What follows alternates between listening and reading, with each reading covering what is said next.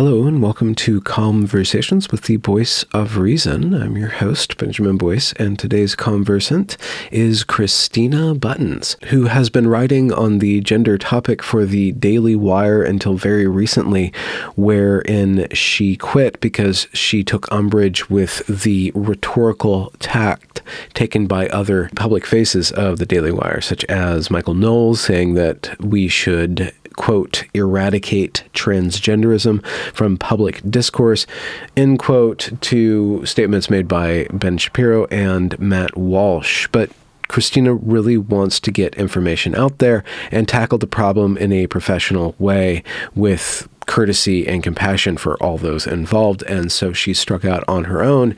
And in this conversation, we talk about her childhood growing up with an undiagnosed autism diagnosis and how difficult that was for her. And we also talk about gender and her ideas about how to move the needle forward so that there is safety and accountability and integrity with regard to gender medicine.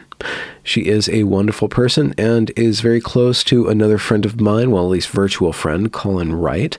And you can find her on Twitter, and links to all her work are down there in the description. So without further ado, here is Christina Buttons. I can't tell if you've made up your mind whether your job, from your point of view, is to piss off everybody or to get everybody to make friendly. I definitely don't feel like I'm sort of like constricted in my speech anymore, so I can criticize people on the right, and I wasn't able to before. And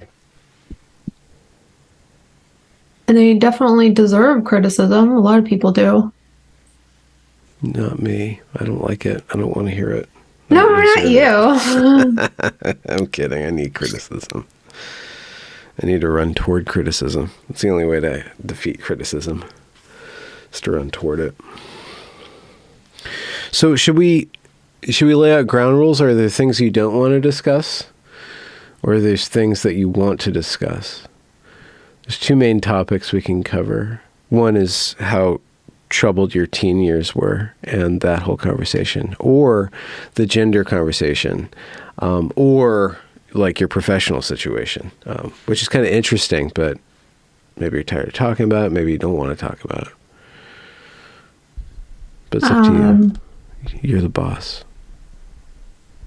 I'm just the janitor. I don't know. What do you want? What do you want to talk about?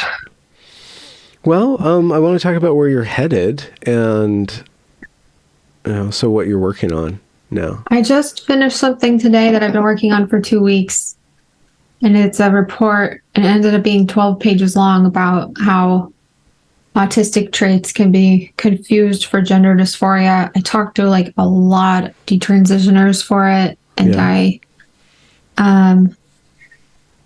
and it's also supposed to help be used as a reference for like a new resolution that's going to be introduced to the American Academy of Pediatrics this month. So I've been trying to help with that. And I have a few other ideas. But no, my idea is to go through the US-based medical orgs. I feel like they're the ones who are holding all of the power and have all of the say. And I think that we need to like make our case to them. And one of the ways to do that, besides this resolution, because resolutions, they're only like, the deadline is March 31st. So like it's just once a year. You could submit resolutions that can be voted on and then become adapted to make like a policy. Mm-hmm. So my idea was with that. Are you working with Julia Mason on that? Yeah. Okay. Because I did have her on, so my audience, I will refer to it in the description, but my audience kind of knows that. Well, from what I spoke with Julia Mason, it's very easy for resolutions to be ignored or tabled. There's not really a lot of accountability for this process. But we're hoping that if it's sort of presented in a way as protecting another vulnerable group of kids, autistic kids, from being misdiagnosed, they may not be able to ignore it so easily. So that was sort of an idea that I had. Yeah. Smart. Playing the victim card to decrease the amount of victims in the world. Victim card. I mean, if it's a victim card, like, I'm a victim of it too, because I didn't get diagnosed till I was 30, and I had severe mental health problems when I was a teenager because of it. And because of a misdiagnosis, totally, or because of not knowing what I was misdiagnosed with other things too. Like, I was desperate to figure out what the hell was wrong with me, so that, I mean, I'm very, like, problem solution oriented. I just thought, like, in my head, like, if I can figure out what it is, they can find a drug or a therapy to fix me, and then I can be normal, and I can function at the level of my peers, and I won't feel like such a failure. And that was basically, my life up until I was 30. Whoa. And then it finally, everything made sense. My whole life finally made sense when I figured out that I had autism, and then I got a diagnosis. It was a huge, huge relief, because I could stop viewing my life as a failure, and I was able to develop coping skills so that I mean, it's vastly improved my life having a diagnosis. Like, there's just no comparison.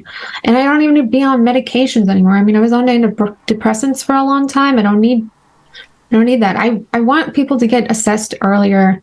I want people to have education on autism so they can get diagnosed earlier and get the treatment that is appropriate for them. Okay. And that is the idea behind the resolution for the AAP, because there are a lot of traits that can look like gender dysphoria. If you look at, I mean, this diagnosis wasn't that popular when I was a kid. I most certainly would have believed I had gender dysphoria too. I mean, I was, like, painfully aware of, like, how, like, flat-chested I was, and it became, like, fixated on that, and I thought I was a freak, and I thought no boy would ever like me, and I was, like, wearing boys' clothes all the time because they felt better. I most certainly would have believed if someone had told me, like, maybe you're a boy trapped in a girl's body, I would have been like, that's it. That's definitely it. I can just relate so much to detransitioners. When I read their stories, I feel, like, connected to them. Like, I have a similar path. I mean, I thankfully did not have medical interventions like they did, but I did. I mean, my whole life was just derailed practically because of not getting a proper diagnosis early on. And it's what I want for other people. I want them to, what was interesting about the conversations I had with some of these detransitioners, of the, like, 48, there was, like, 5 who actually did have an earlier autism diagnosis, but they didn't understand autism. They weren't really, like, well educated on how it could manifest in their lives, and they feel very certainly now that had they known how autism would sort of present as gender dysphoria, how those traits can mimic gender dysphoria, they most certainly wouldn't have sought medical transition services. They wouldn't have believed they were transgender. So there's definitely something to this, and I think it's a lot better to talk about real solutions rather than just dunking on transgender adults online, which is something I've been more openly critical of. Okay. Yeah, I go for months without doing that, but then every once in a while there's just something that gets stuck in my craw. I know. Colin does it too. I know. So I apologize out of hand, but let's drill down into this topic. What are some of the overlapping things? For the sake of argument, let's say that we can accurately diagnose autism with what we know so far. And that gender dysphoria, we can accurately, there's a reality to gender dysphoria, and we can accurately diagnose it and then figure out different treatment plans for them. So where's this overlap that you're seeing? In the traits? Between diagnosing gender dysphoria and gender and autism. Like, how do they present similarly? Oh, well, I wrote a whole list that I published just off the top of today. your head, like 5 or 6. There few tend to be more gender nonconforming. There's like research behind this. They'll have more gender nonconforming traits. They're tend to like get stuck in sort of black and white thinking, and they prefer sort of like simple explanations.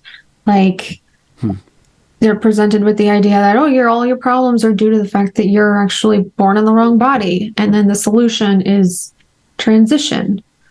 And they may latch onto that. They have problems with like social communication, and they may feel ostracized from their peer group, and they may gravitate towards the opposite sex, and they may reject, if they're girls, they may reject their femininity and embrace masculinity because of, like I mentioned before, like the sensory difficulties they might have with the types of clothes they wear. Like, so for example, a teen girl who prefers to wear like loose fitting, more comfortable style of clothing, instead of sort of like the tight, fast fashion type of things that other girls, more stereotypically feminine girls wear.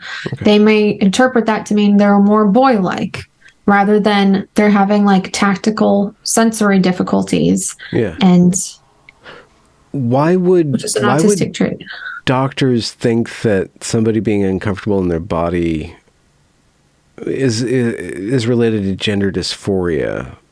Like, I guess there's body dysmorphia, but gender dysphoria would have to rely on some sort of concept of gender that's stable, or at least tentatively biological, which again is undermining the question where I was assuming that gender dysphoria is a thing. But maybe how are doctors diagnosing autism traits as gender dysphoria? Because of, I guess, seeing somebody's fashion style. I just don't understand why fashion is the basis of a diagnosis that includes up to and including sterilization. It just they convince themselves that they have gender dysphoria, okay. And that was one of the things that I wrote about, is that they have just,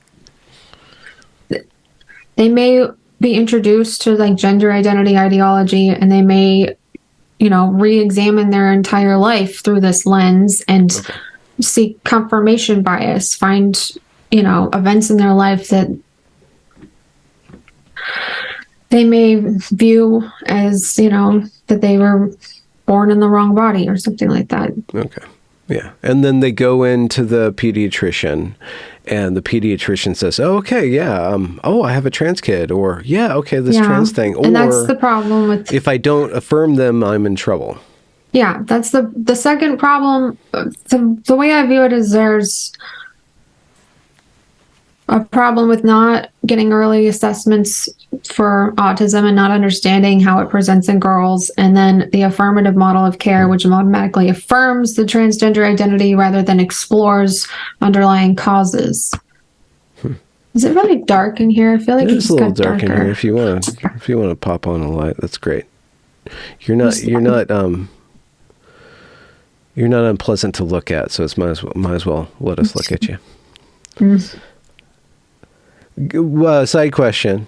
What's fast fashion? I think I've heard that before, but I have no idea. Is that like Forever 21 stuff? Like, yeah, cheap clothes so that young girls can acquire like a vast wardrobe of different styles. I was never interested in like stylish clothing. I wore the same black sweatshirt every single day, and like basically the same pair of like worn in stretchy jeans every single day when I was a teenager. But then you developed into cosplay. Weren't you into cosplay later on in your 20s or something? With the Alice Cooper thing, the rock and roll and the dressing up as a zombie girl? Oh, that's because I was invited on stage to perform. That wasn't part of your like fashion development. You're like, I'm going to embrace my style. No, I dated the drummer of Alice Cooper for 2 years. I got to go on tour with them.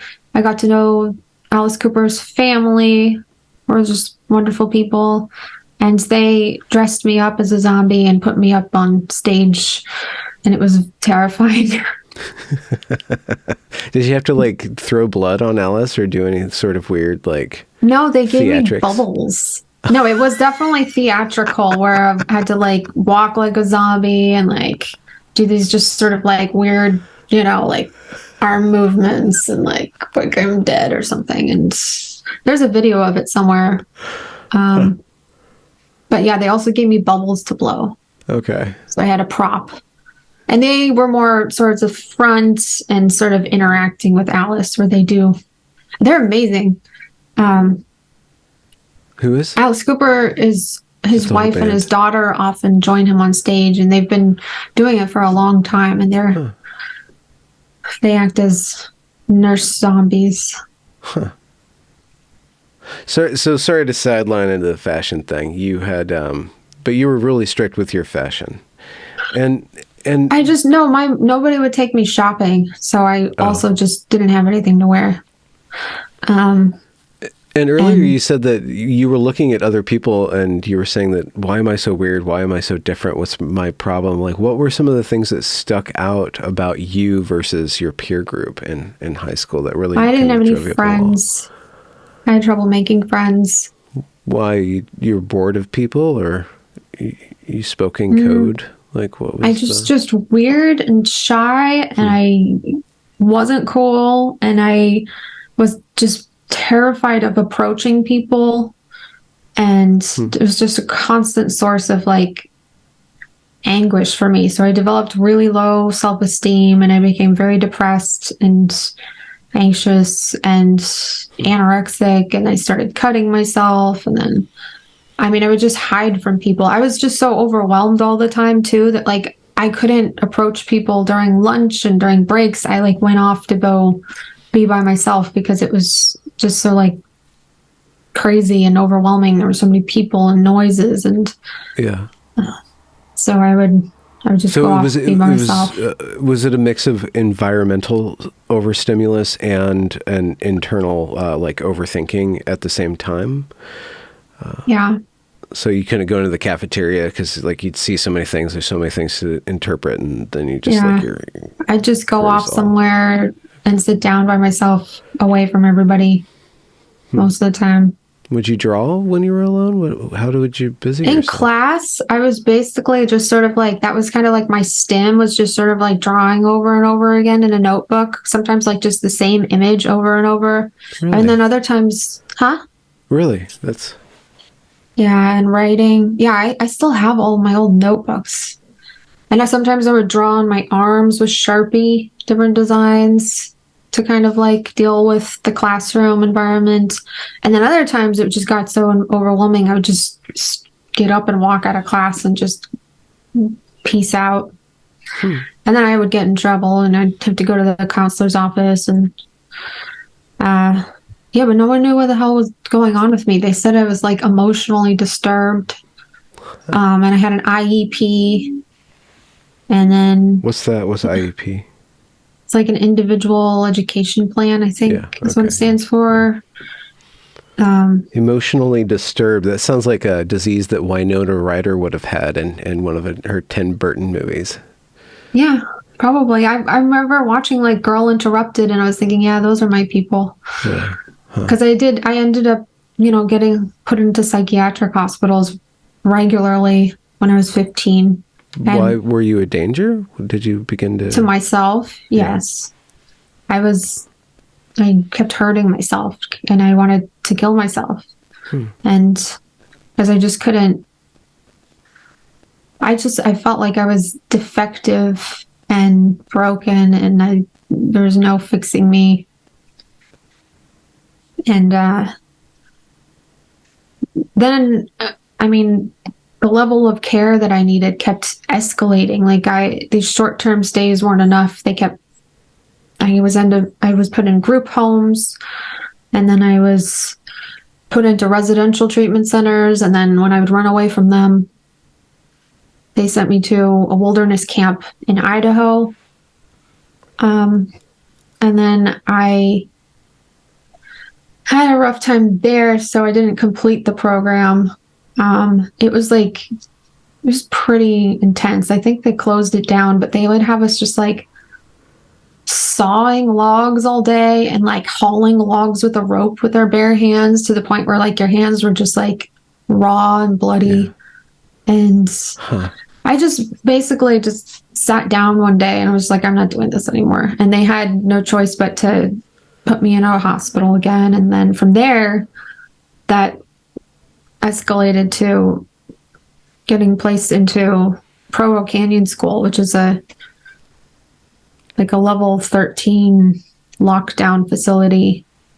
How many levels are there? Like 50 or 20? Like how high? That's like the 13. Highest level before juvenile hall. So without these, okay. Were you doing any criminal behavior, or was it just kind of self-harm? No, mostly self-harm. Okay. Criminal behavior, no. Like torching a federal building? No. I wasn't ever outwardly expressing violence, just inwardly expressing violence to myself.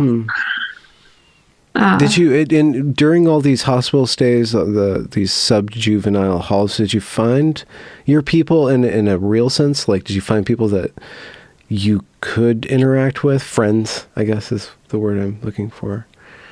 Like badass friends. In the beginning, to try to survive there, I tried to make friends, but then I realized I was never going to leave if I didn't. My plan became I had to mimic the girls that were at the highest level of their program who were like getting ready to leave. So I started trying to hang around them and sort of copy what they were saying and how they were acting, so that I would get released. I was there for 1 year and 2 weeks, and it was very, very intense and strict. And this is the treatment center that Paris Hilton is trying to shut down for like child abuse. So 1 year and 2 weeks, was there any vacations, visitations from your family? Did you get to like go home for Christmas or something? No. I mean, there are some visitations. Yeah, it's a program. So like you start off as, what was it called? Like orientation, and then there's like pre-unit and unit, and I can't remember all the stages, but you advanced your program based on, your therapist say so, and the length of time you're there and how you're doing in all of the different groups and activities they have you do.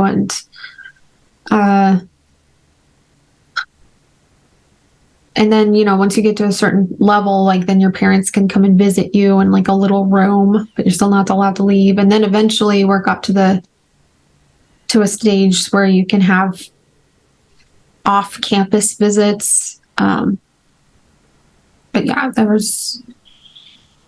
Go get a milkshake with your dad at McDonald's or something. Yeah, something like that. And my parents did visit the couple times that I was allowed to have a visit. What was the therapy like?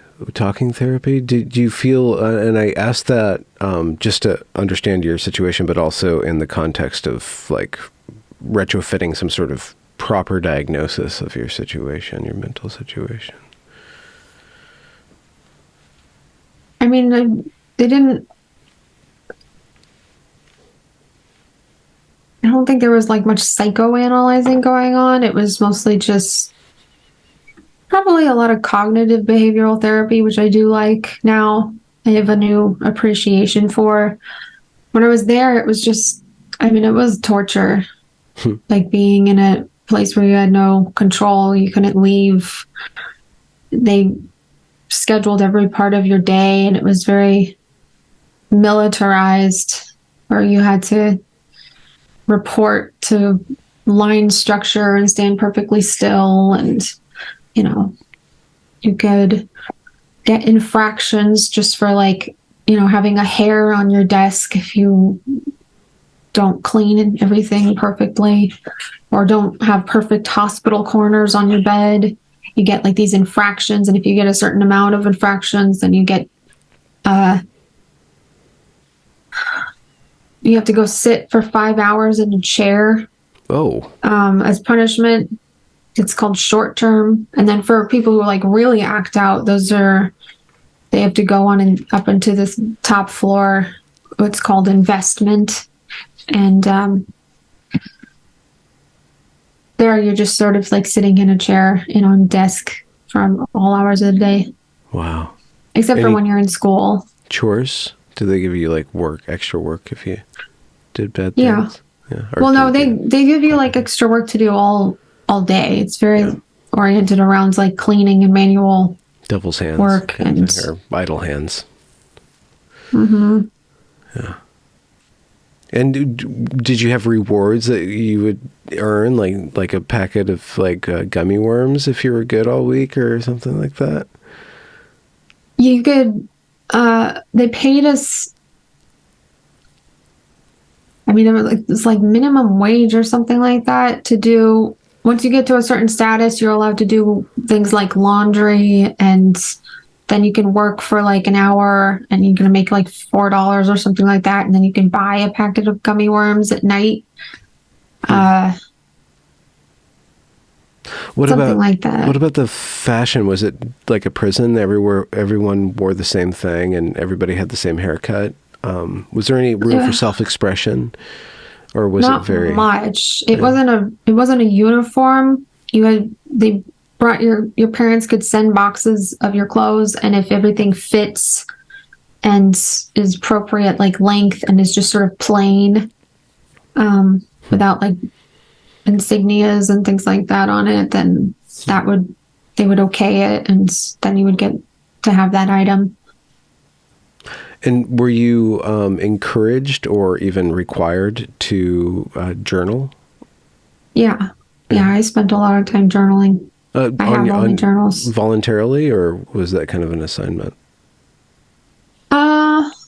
They did have. I think individual therapists could assign writing assignments, but I know I just always journaled. I've kept journaled since I was very young.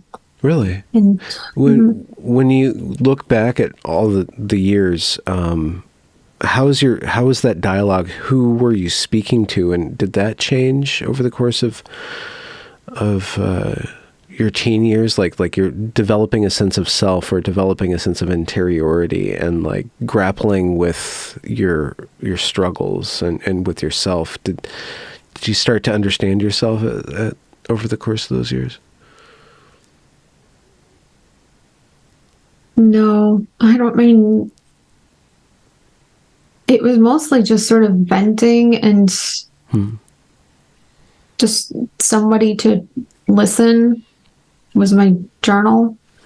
I think there were some realizations that were made. I haven't looked at them in a long time, so I don't remember exactly, but it was just so that I wasn't as lonely. Yeah. So I had somewhere to put, and now I have Colin to talk to. I don't have to journal as much, so and you're a writer too, so you have an audience that you're talking to and that you're reading comments from, so you're in a lot of dialogue through the written form now. Yeah, a lot of the online communication and text and written word has always been easier for me. I have some other ideas with gender stuff. Oh, you have gender ideas? I have some other ideas. Well, let me ask you about one idea, and then you can tell me your idea. Okay. What do you think about the idea of eradicating transgenderism from public discourse? What do you think about that? It sounds like a stupid virtue signaling thing to say. That is what my idea of it was. It's just not possible. I don't understand what he was trying to say there. I mean, I guess I kind of understood what he was doing rhetorically, but I don't understand like how that's even a serious statement. It's not. Was really angry when that happened. People keep saying that I left because of Matt Walsh, but the order of events was that he had made those videos about Dylan Mulvaney. At first, I was just like, for the most of the time that I was working there, I tried to keep separate. Daily Wire, just for the audience. Yeah. I tried to keep separate what, the media personalities did and what I did in the news outlet. And then he started making videos that were more inflammatory, I guess, and, just sort of dunking on transgender people. At first, I just tried to ignore it, but like I couldn't ignore that like it was affecting sort of like the discourse on Twitter, in the gender critical spaces. Like people were becoming a lot nastier to transgender adults, even the transgender adults who are conservative and trying to help us and who are, advocating against pediatric medical transition. These are transsexual adults who believe like this is a decision for adults to make. Children don't understand the consequences and the ramifications of medical transition. And I noticed just people were being horrible to them. And I started to feel really uncomfortable about working at the Daily Wire. So I started coming up with reasons to leave. I was planning to go quietly. And then when that speech happened, I was angry. And I wanted people to know, like, I don't agree with what the direction they're headed. And I'm glad that I left because they've just come out they've all made videos now about how like transgender adults or transgender women are fetishists and, kind of like insinuating like that they're a danger to kids. And that's insane and not true. Why were you angry? It felt like it was just done to create a media cycle. It was really irresponsible and sloppy to say something like that. I feel like they knew it would just scare the shit out of people and they would think that they were talking about genocide because when you say transgenderism, I wouldn't use that word to describe gender ideology. People aren't able to separate that from people. I would want to explain what gender identity ideology was and where it came from and where specifically it shouldn't be taught and accommodated like in K through 12 education. Okay. And I think those are reasonable positions you can make an argument for, and most people will probably agree with you. You're not going to get anybody to agree with you if you just get up on a podium and start talking about eradicating transgenderism. Yeah, well, it's... they're adopting a tactic that the left has been using, but the left controls all the major media. So the left can talk about eradicating whiteness, basically. And that's the same thing as transgenderism. They're not talking about whites. They're talking about whiteness, right? We're not talking about trans people. We're talking about transgenderism. And so I think it is responsible. I am saying this because I agree with you. It's really responsible whenever we are attacking an ideology to do what we can rhetorically to separate that ideology from the individuals. Yeah. And the eradicating whiteness, too, is also horrible and just idiotic as well. I mean, I've probably made many tweets in the past talking about that kind of stuff too. I mean, I think I was talking about race stuff before gender stuff for a period of time. And I'm just as easy a time saying like that's also wrong. Mm-hmm. So the Daily Wire is kind of risking or causing the discourse around trans issues to become even more rowdy, and you want it to be calm enough, clear enough for this whole nuance thing, we science thing to happen. Yeah, we have evidence on our side. We have the moral high ground. We have the arguments. Like, just make them. But it's just, it's not, it's not entertaining. And that's one of the problems I see with the Daily Wire's business model is they're sort of like, they're using their media personalities to create entertainment on these like extremely volatile issues that you don't need to add more heat to. Like, we can make progress just by using the evidence and the arguments that we have. We don't need to dunk on people. You don't need to conflate transgender women with fetishists. There's a lot of different reasons for someone to become transgender. I mean, there was even more now, I think, with autism. A lot of autistic people think that they're transgender. Like, that's just, I think it's pretty clear to most people who are really paying attention and spending time researching and not just sort of showing up to work and reading off a script and bringing in a bunch of,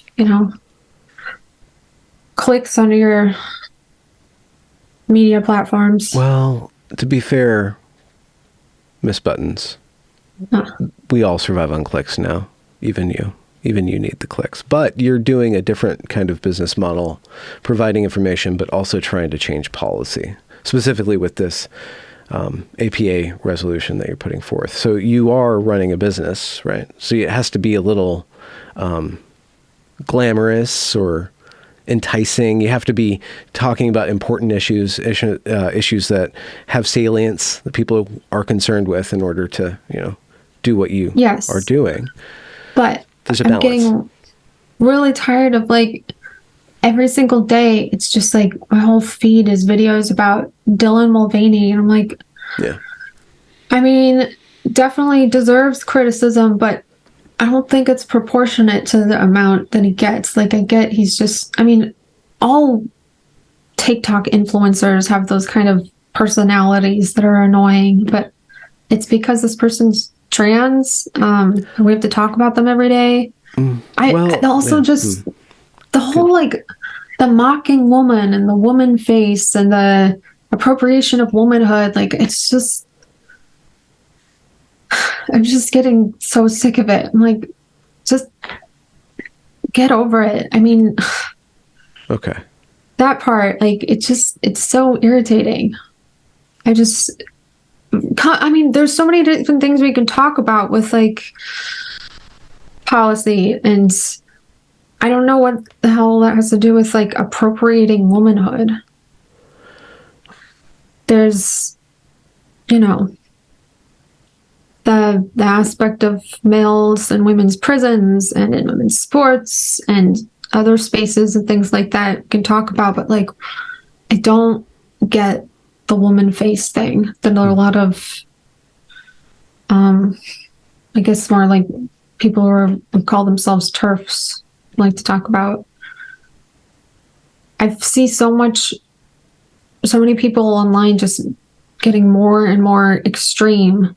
I mean, we talk about social influence with teens and the gender stuff, but like, what about adults in their own online communities? Like, there's a lot of social influence going on there, and I just see people more and more just veering into like the extreme rhetoric and not making space for nuance. And this is a complicated topic. It requires nuance. How did you stumble into it, this topic of gender? This was when my political history from like 2020 on, I had spent about 8 months as a social justice warrior. I'd been like a California liberal my whole life, voted Democrat in every presidential election. During the pandemic, I went into the extreme opposite side of being progressive. And I realized it was wrong. And I came out of it. I started to look critically at... You realized it was wrong. So I just want to know if there's a parallel in your your frustration with current gender discourse and its reduction into sloganeering and very simplistic extremist speaking. I don't know the difference between extremism and simplification. It's the same thing. Or simplicity. Did you were involved in the other side, like I guess anti-Trump stuff? Yes. And it was the same sort of the most hyperbolic, essential statements, going to smash it with a meme or do a... It was all about winning the election in 2020 and at whatever cost. And I worked for a very brief time. I was sort of like contributing to, and then actually behind the controls, curating content for a page on Instagram that had 750,000 followers. It was called We Fucking Hate Donald Trump, was the name of the account.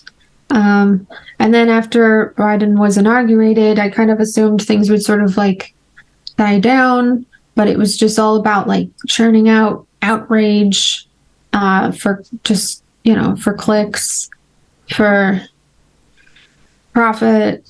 Not me personally, but like the page owners, they wanted to monetize the page. And they didn't even live in the United States. They're an Australian couple, and they were just sort of like, they wanted to profit off of, Talk about election. When I started to view it in that way, and like as a way to just sort of keeping Americans divided and not finding common ground on anything, like that's when I started to feel gross about it, and I left. And then I started. That was a weird period of time where I was like, I hadn't discovered the whole politically homeless crowd yet. I was like, what do? I don't feel like I can relate to the left anymore. I don't relate to the right. I hadn't really found a new tribe yet, I guess, of the heterodox thinkers that I would eventually come to find. And I can't remember what I was saying. Well, just your transit from getting fed up with a certain sort of rhetorical form and how that matches up with you kind of getting fed up with the Daily Wire and fed up with gender discourse. It sounds like there's a similarity where you enter into a political arena or into a discourse expecting honesty, expecting something. You're pulled into there because you're interested in it. So I guess the original question is, why did you get into gender? So I guess we're going from hating Donald Trump into heterodoxy. That was when I started to find other people who were in my boat, who felt like politically homeless. And it was this period of time where I had to sort of like reevaluate everything I had learned through mainstream media. And I'm finding out about all of these other, finding all of this other viewpoint diversity. And I was completely absorbing myself in that. And then I sort of started questioning things. Like, I think there was a tweet from the ACLU about some legislation that they called anti-trans legislation that Republicans were pushing. And when I actually read about what the legislation was, I was like, wait a minute, this makes sense. Why would I support, opposing it? Interesting. And that's when I started to view gender in a more critical way, I guess. And then it was really the stories of detransitioners that I felt like a very strong personal connection to, what I described earlier, who a lot of times they found out they had autism, and they had also gone down this whole, misadventure to finally finding the right diagnosis.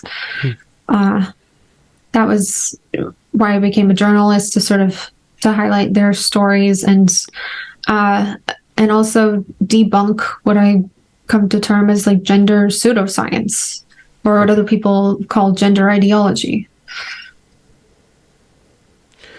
So, just to tie something together, so the what kind of turned you on to the whole gender discourse was basically a lie from the UCLA, the American Civil ACLU. Yeah. This is anti-trans legislation.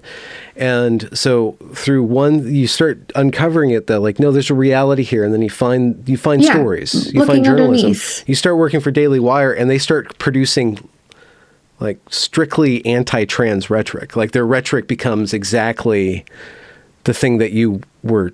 So they're actually feeding into the ACLU by saying we're going to eradicate transgenderism. They're feeding into the rhetoric from the genderists on the left that are accusing any sort of skepticism as anti-trans or a trans genocide. Like it's just it's the worst possible movie can make.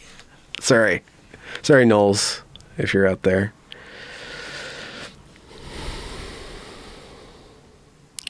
Do you want to hear my other idea? Yeah, what's your other? Yeah. Okay. My next move after this resolution gets submitted and the 31st is the deadline. I'm not sure exactly how I'm going to do this yet because I just finished writing about my autism article. So I want to create a new diagnosis called gender anxiety as sort of an intermediary step to gender dysphoria, so that doctors have something else to diagnose people with that doesn't require medical interventions, but rather requires more evaluation and waiting, basically. And, the DSM was actually just updated a year ago, and I don't know how often they do updates, but I've checked out like the proposal process, and this is something that I want to email maybe Ken Zucker about, but I actually don't know that much yet about like how often they update the DSM. And the other option, I guess, is the ICD. It's managed by like the CDC and the WHO, I think. Oh yeah. And they accept updates like in April and September, so twice a year. And that is what I really want to do, is I want to create an intermediary diagnosis. And I was thinking about this because I'm diagnosed with something called like undifferentiated connective tissue disease. And it's just sort of like not a very meaningful diagnosis because it just means that I have like traits of a few different other connective tissue diseases, but not enough to make. Oh yeah. So I'm thinking like, what about like NOS, not otherwise specified? I've come across that before. But there has to be an intermediary diagnosis instead of just going straight to gender dysphoria.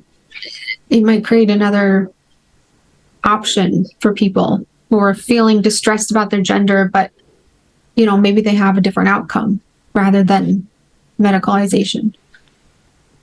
What's your idea from the hip definition of generalized gender anxiety disorder not otherwise specified?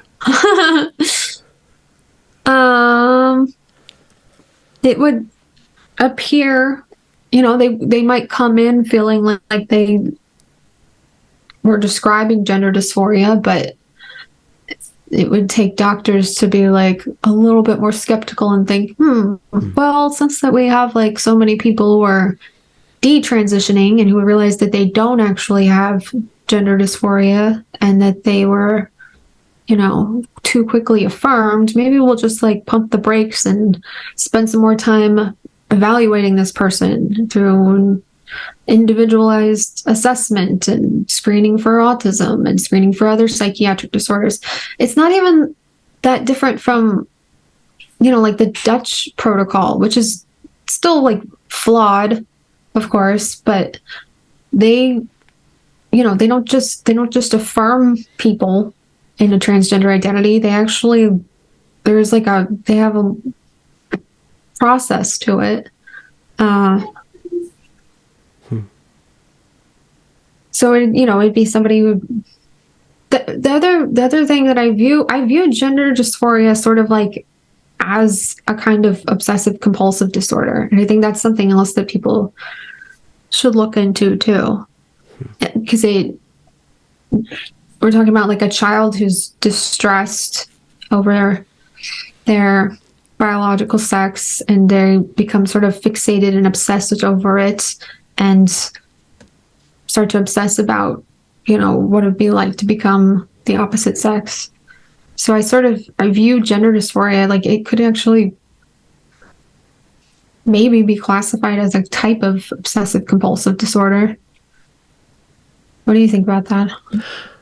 I think when we say gender dysphoria, it's never one thing. It's never, from all of the interviews that I've done with detrans and trans and desisters, the on-ramping or the causes are very unique and different. So I think it's due to the fact that there's an increase in detransitioners that's showing some sort of flaw in the diagnosis. And once you start looking at the diagnosis and how it's being produced and then serviced, then you see that there's actually a total lack of integrity and accountability and consistency from one gender clinic to another, from Planned Parenthood to Zucker's old exactly. place. That's what it's going to take, is convincing U.S.-based medical orgs to walk back the affirmative model of care. Like, that is the main problem that we're dealing with. Well, so I was thinking, here's an idea for you. When we're thinking about the overlap between gender dysphoria or gender assessment and autism disorder, and trying to figure out how people can be reading themselves, reading their autism as a gender problem. And then doctors kind of agree with that. And this is very kind of black pilly, very cynical about the entire industry. But is there more money to be made off of a gender diagnosis than an autism diagnosis? And how do we rectify that problem? How do we manipulate procedural outcomes so that there is an incentive, more a monetary incentive or a reputation incentive, more towards an autism diagnosis than a gender diagnosis? And you could do that negatively or positively. I don't think you can necessarily make money off of autism like you can make money off of gender, lifelong medication. But you can impose very strict penalties for misdiagnosing gender. And in your own case, and I would like, if you want to talk about like how you came across that diagnosis and how that really did change self-management, autism, and how it got you off of drugs is really important too, because that's another money lost for that industry. Those poor doctors can't make money off of you because you're off of the antidepressants now, right? Yeah. They threw all kinds of different medications at me growing up. It wasn't... Well, really? When you were like 11, 12, 13, your puberty? Oh, geez. Oh, yeah. All kinds of drugs. One of them, I had like this rash that I found out like sometimes kills people. Parasitic rash? No, it wasn't parasitic. It was Lamictal. It was some heavy like psychotropic medication. I think it was like an antipsychotic or something like that. And they give antipsychotics for all kinds of reasons. I wasn't actually exhibiting symptoms of psychosis or whatever. But I had like some rash apparently that like could kill people. But I was on all kinds of different medications. Every time I go to the doctor, they give me, okay, well, try this one instead. Like, yeah. I do want to, since we're here talking about this, there's one thing that has been bothering me about the anti-gender or the gender critical rhetoric. People bring up Lupron. They say that this is a drug to sterilize pedophiles and a drug to cure cancer. But drugs across the board are used for more than one. It's not really an argument because drugs are used for too. So many different things. I mean, you're just saying, oh, you're using Vaseline, or whatever, like there's more than one way to use all these different drugs. I just dislike that. It's not like the killer mic drop that you think it is. And plus, people just keep on using it like it means something, but it doesn't really mean something. Though I'm totally very, very wary of sterilizing children for the sake of gender, whatever that is. Oh, yeah. Yeah. I think we should all be. Puberty. Yeah. Yeah.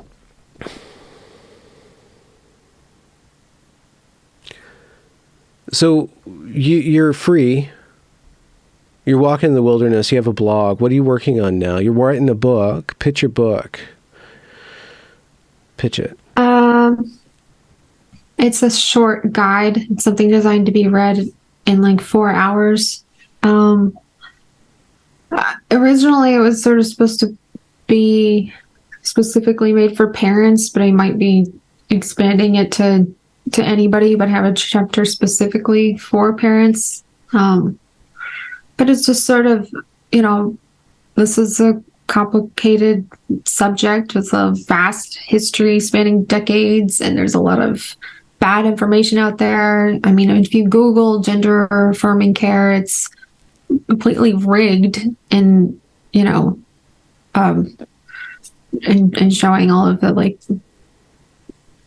pages that view it in a positive way without, critiquing it in any way. And this book is just supposed to give people an overview of everything that they need to know, with all the latest data and all the arguments debunked. And then it's going to also include what I call a critical thinking toolkit that lists a bunch of logical fallacies and cognitive distortions and specifically around gender. Well, around thinking and but also specifically have to do with gender as well. This is helpful information for anybody. Yeah. Do you have a working title for this? There were a few different ideas. First, it was going to be the Parent's Survival Guide to Gender Ideology, or the Skeptic's Guide to Gender Pseudoscience, or the Thinking Person's Guide to Gender, or a few different Gender for Dummies. It is sort of like a for dummies book where it'll have I love those types of bullet point books and things that are sort of easy guides to read, and they'll have an appendix if they want to look something up specifically, just a quick reference guide to everything you need to know. And I registered the domain for a website called genderdebunked.com that I want to put together. But first, most importantly, I think is trying to find a way to reach the US-based medical works. I just have to believe that they're looking around and seeing what's happening in all the different countries that have, conducted systematic reviews of the evidence and abandoned the affirmative model of care. Yeah. And, we're gonna reach a reckoning with the amount of people who are detransitioning. Yeah. You think about, the 1.6 million people in America who have adopted transgender identity in the last few years, significant portion of those are going to be transitioning, and then another proportion of those are going to be detransitioning, and we're going to have to, they can't ignore this forever. I really want to believe that they're looking for a solution. Also, that if something presented itself, they would think, maybe this resolution for the AAP might work. I don't know. You keep on, I guess there's, what you're doing is a very optimistic and not in a naive sense, but an optimistic tact to change things. What you're doing is you're trying to provide the professionals a way out, right? Yes. Here's a stepping stone. Here's a they stepping need stone. the way out. Right? They do. Rather than we're going to destroy you, which I'm not prepared to do, but I kind of want to do. But not eradicate them, but like these. I understand people's anger, but when they're like, we're going to expose them and sue them and throw them in jail, I'm like, that's not realistic to me.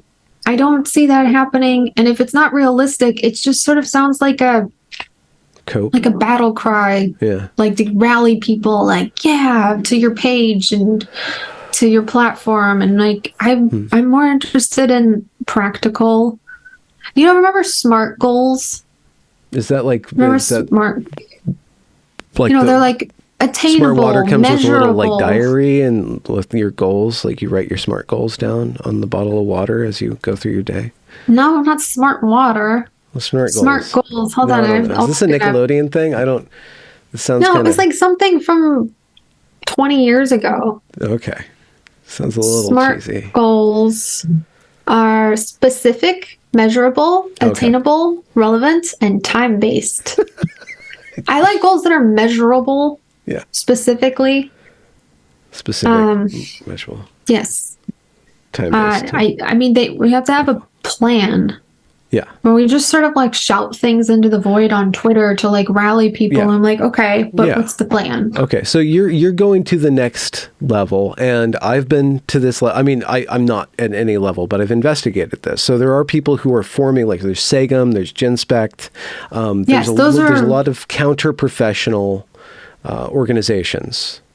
Those are my people. Yeah.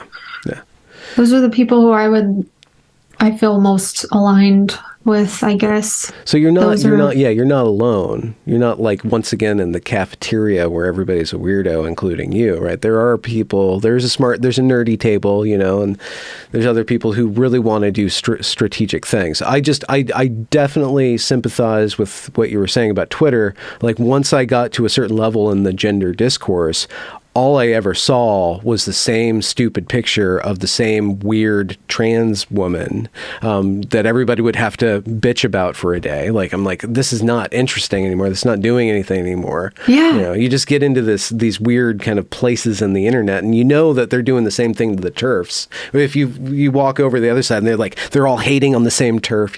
Let's hate on KJK, or let's use Shoop's emails to take down Lisa Marciano. Exactly. Like, what are you guys actually doing? When it starts to look like the Jerry Springer show. That's what I view it as. I'm like, this is not what I'm here for. Yeah. Like, I want to actually talk about solutions and ideas. And I've actually talked to Vaush, and I talked to someone else who's like a pretty prominent transgender activist, and had like a good conversation with her, and found some common ground, and I'm trying to maintain some of these, little friendships I've been making. I'm interested in talking to people on the left and finding solutions. I don't like it when people say that there's no point in talking to the left. They're all a cult. They're all in a cult. I'm like, that's where I came from. That's my story. Because I was in it. I got out of it. Of course you can talk to people on the left. There's plenty of people who are reasonable. I mean, even Colin, too. He was from the left as well. He's still a lefty. I think we both are. Yeah, you are. Nashville lefties. What about you? Me? I'm a liberal at heart, but I have deep skepticism of the liberal project. So What's the liberal project? The liberal project it depends on how you look at it, but you'd go back. Well, it really depends. Like, you can put it in a whole bunch of historical contexts, but basically you think of Western Christianity, the Reformation, leading up to the Enlightenment, and leading up to the assumptions of the Enlightenment project, which would be the liberal assumptions of a marketplace of ideas, of rational individuals coming to the correct conclusion through discussion, which are great. Sounds like a good thing. Yeah, it sounds like a good thing, but it's not real.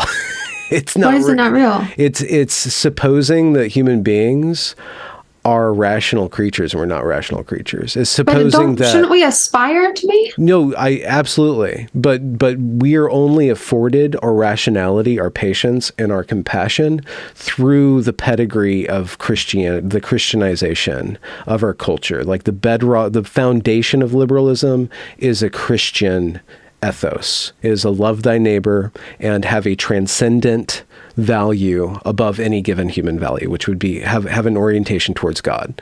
And without that, the liberal project automatically becomes a fundamentalist, puritanical, godless, forgivelessness, exercise in fake pseudo-compassion. I do think that people need like structure in a belief system. I do think that that's missing. And then they end up creating their own, and I agree with a lot of that. So is your going from the left issue with from like the liberal secularism? Well, secularism is just boring. Critique? I think it's not sexy. It's not like there's a power and a presence and a taste inside of life that is not contained within rational skepticism. Like skepticism skims the surface and puts things together after the fact. But real life experience is like love, You can't be secular about your husband or your lover, You can't live in a, that means that you're in a dead relationship if if you don't believe in that experience of being together, of that unity with. But I thought that just applied to like government and policy. Well, and is it, well, then this is another problem. So I'm trying to expose questions right now, not necessarily coming down anywhere, but to what extent was America ever actually secular? Everybody assumed that they were Christian,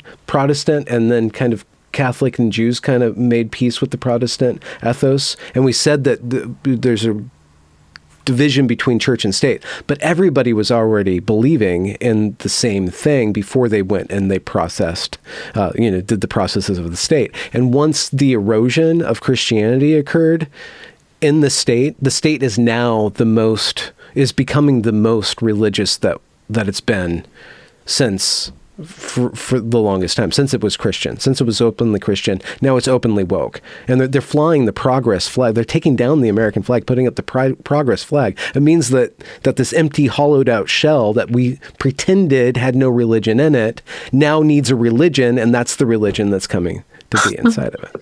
So, yeah. So I just don't know that secularism is robust enough to defend it against some form of fundamentalism. So there has to be some sort of balance between secular output, which means that I allow you to believe whatever you believe in a belief sense, but I still demand, and I can only get along with you insofar as we have the same actual basic values, and somehow we're going to have to transmit those values. That can only persist. I lost my thought, but I just don't think that secularism, I think it's a dream that was afforded by a morality that was given to us by Christianity. And once we lost our Christianity, we lost the ability to maintain the morality that allows us to be secular. But what would it look like if we did sort of embrace Christianity and the government? And the United States is kind of like a melting pot of all kinds of different religions and stuff, isn't it? If we did go back to being a Christian nation, and that was what influenced all of our policies and the government and things like that, like, does that leave room for other people's religious beliefs? I don't know how we get that center back. I don't know how to get back to a place where we have that. I think that it will continue to be eaten up by the woke, which is a Christian version. It's a Christianity, without Christ, basically. Just total compassion, total acceptance, and destruction of anything that's doesn't, obey itself. I don't know how we go and institute a Christian nationalism, because there's so much aesthetic to that you can't impose. But I think that people will naturally gravitate towards that and naturally want to go back to that, and that it will be retrofitted by a post-liberal, post-skeptical kind of point of view. Or people understand belief is not something that we literally think, especially for people in how your far position. does it go, though? Because I kind of have a problem with the Bible sort of viewing homosexuality as a sin. It doesn't make any sense to me, because I feel like homosexuality is something that we know is sort of biological and innate, that is determined in utero. Sexuality is determined in utero before they're born, and as an atheist, it doesn't make sense to me that we have, sort of like these made up beliefs that dictate to people that something that somebody is born with is inherently wrong or sinful. Like, that seems pretty messed up to me. Well, you can go through the process of converting. You're expressing a Christian ethos right now. You're expressing. I am? Yes. Right now you're saying only God can judge. Only creation knows what creation is doing. And we have no right. We have no right to pretend that we're God, right? Which is Jesus's, basically saying that we have to love each other, right? We have to love each other. Wait, I'm making an argument for Christianity? Your premises are Christian premises. Your value system is a Christian value system. But how do I explain that to people who say with regard to homosexuality, I would open up the discussion of, well, you put the context of where in the Bible it says that it's sinful or it's wrong, and then see at what point was society needing to avoid homosexual relationships and promoting something that. About Sodom and Gomorrah. Well, that's you'd have to I don't think Sodom and Gomorrah was specifically about homosexuality. It was more about just licentiousness and just people in unfettered. the comments section say. Well, yeah. Well, so you have to separate the text from the accumulated kind of. You'd have to engage with the actual text, but do we want? To what extent is it necessary for us as a society to adulate and celebrate homosexuality? To what extent do we just allow it to be? And to what extent do we actually promote heterosexuality? And to what extent is there a value to heterosexuality that's different than the value of homosexuality? And I would say the pride came from, sorry, go ahead. No, heterosexuality produces children. We don't have a society without child production. So encouraging and putting heterosexuality above other forms of sexuality because it's actually productive is logical to me. Now, that doesn't mean denigrate the other ones. It doesn't work, though. What do you mean? I mean, because people can't change their sexuality. Well, you can't, if we look at this generation that's like identifying as LGBTQ plus whatever. Okay, yes. Identifying. Yeah, and they're experimenting, right? To what degree are they not going to be equipped when their heterosexual actual selves like just stabilizes, right? When they're no longer questioning and playing around with identity, they want to settle down. If they are actually heterosexual, I get that. There's a lot of people. To what extent do they no longer have all the wisdom that we accumulated around the differences between men and women and heterosexual relationships? We're not passing that down because homosexuality is more important than heterosexuality now. Because we're in a rush to destigmatize. We've sacralized these things. But I feel like they created the Pride movement in response to the idea that a lot of Christians or a lot of different Abrahamic religions believe that it's a sin. Yeah. I mean, then they're saying, this is who I am. I'm not going to be ashamed of who I am. Yeah, I think that's where it came from. Well, yeah, but that one day became a weekend, then became a week, and then became a month now, and it's about to be a season. Canada has already caused summer. Pride comes before the fall, like it's a whole season. Oh God. Yeah, so, no, that's definitely excessive. So to what extent is any sort of sexuality important? Like, what is it?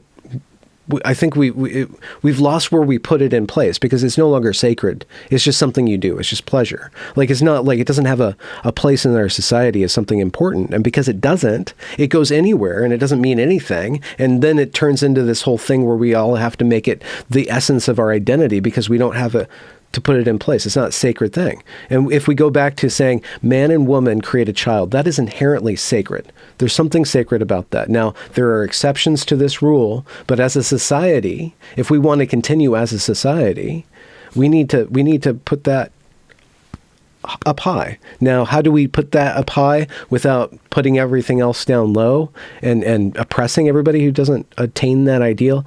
That is really difficult. That requires a lot of maturity in a society. How do you inculcate that maturity? It's really difficult.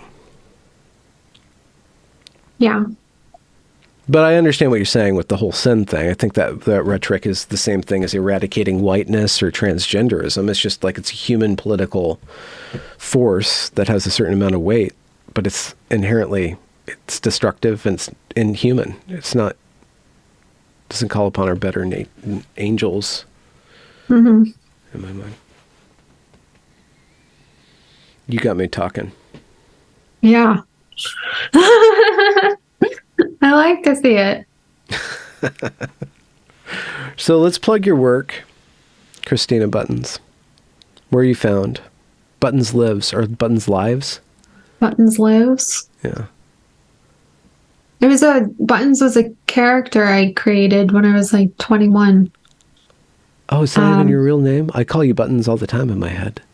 I don't really like to share personal details. Oh, cool. So you've been fake this whole time. I'm just talking to a figment of my imagination, or of yours, actually. It was a character I created, Buttons, who was social, and I mean, I was always just trying to like reinvent myself. So that is another way that I feel like connected to detransitioners, or to even like people who do transition. Like, I understand wanting to rid yourself of your past self and become someone new.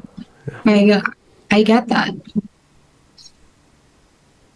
Anyway, but then so I used to be called Buttons. I didn't even have a first name. I was just called Buttons. And then I took a break from social media, and then when I came back, people said, "Oh, Buttons is alive. Buttons lives," and that's where the username came from. So that's Twitter and Instagram, and buttonslives.substack.com. You're writing a lot. Do you have a roadmap right now, or just focusing on the book and then doing articles? Yeah. So first, I want to see what kind of policy I can help with, and now that I have time to. I have a few articles I'm working on that distinguish between gender dysphoria and gender ideology, because a lot of times people conflate the two and they're very separate things. And then another article I'm working about on how to avoid, veering into online extremism, especially in gender critical spaces. So those two articles I'm going to finish, and then work on a book proposal. I don't want you to spoil the article, but how do you avoid slipping into online extremism? There's a number of logical fallacies and cognitive distortions that I've picked up on. And one of them even is about like mistaking objective fact for subjective opinion.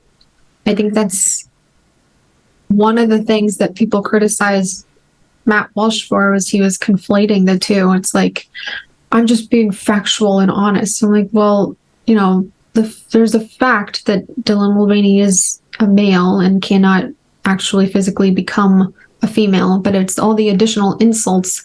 That's a subjective opinion. It's not the same thing as objective fact. So there's, I'm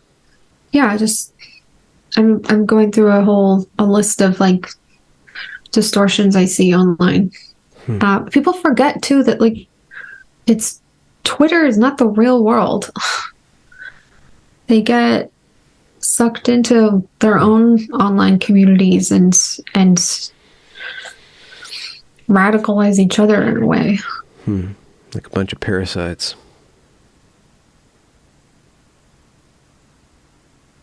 Yes. What's your fun thing that you guys do, you and Colin, that you enjoy the most? We go on walks, and we live near a river walk, and soon it's going to be spring, and we've been here for 1 year now, like a year and 2 weeks. And pretty soon it's just going to like explode in green and wildlife. And that is something we like to do is like find every animal or insect that we see, and we figure out what the exact species name is. Because they're so nerdy. Yeah. Well, we both also love spiders. Yeah. He studied spiders, and that was also something I was interested in. Dabbling in. You like to dabble in dangerous things. A little bit, yeah, I guess. And you don't have allergies, so you don't have to worry about that. You just dive right into spring. I'm allergic to dust. Oh, okay. Not pollen, though. Just dust. A little bit. I get some like hay fever and like sneezes, and then I get over it, and then I just go on with my day. Why, do you have allergies? No, I was just, no, I don't. But you're talking about spring. I'm like, oh, wouldn't that suck that you love spring, but you have like terrible allergies on your walks? But you're safe. Yeah. For the most part. What kind of musical are you writing? Evergreen, the musical. Oh, interesting. Yeah. It's a lot of work. It's really, it's difficult. That's quite a project. Yeah, I gotta finish it, but like I go through these spurts where I figure out a song, and then I'm like, I can't think about this thing anymore, and then I'm like, well, what about? And then I start thinking about it again, but there's all these different pieces that I have to do. So but I'm getting through. I'm doing so they had this one ceremony at Evergreen where they said "This I Believe," and they all talked about how whiteness is the worst thing, and Evergreen is basically the Nazi party, until we destroy the whiteness here, So I'm doing a song. It's kind of a funk song. I finally found I had the whole lyrics, but it wasn't sounding right, and then I finally got the bass line to it. Oh, cool. So now I have to kind of rewrite it around that bass line. So it's little fun little ideas, because there was so many different little characters and like phrases that you can just build a song out of, as long as you get the music together. And then I don't know that much about songwriting. it's just something that happens in my head, and then I spit it out. But I'm not trained in it at all. Let's wrap up the show, though. Buttons, thanks so much for coming by and sharing your story, and I'll link links to all your work in the description. People can catch up with you. Yeah. Thanks for having me. My pleasure. It was nice to talk to you. Yeah.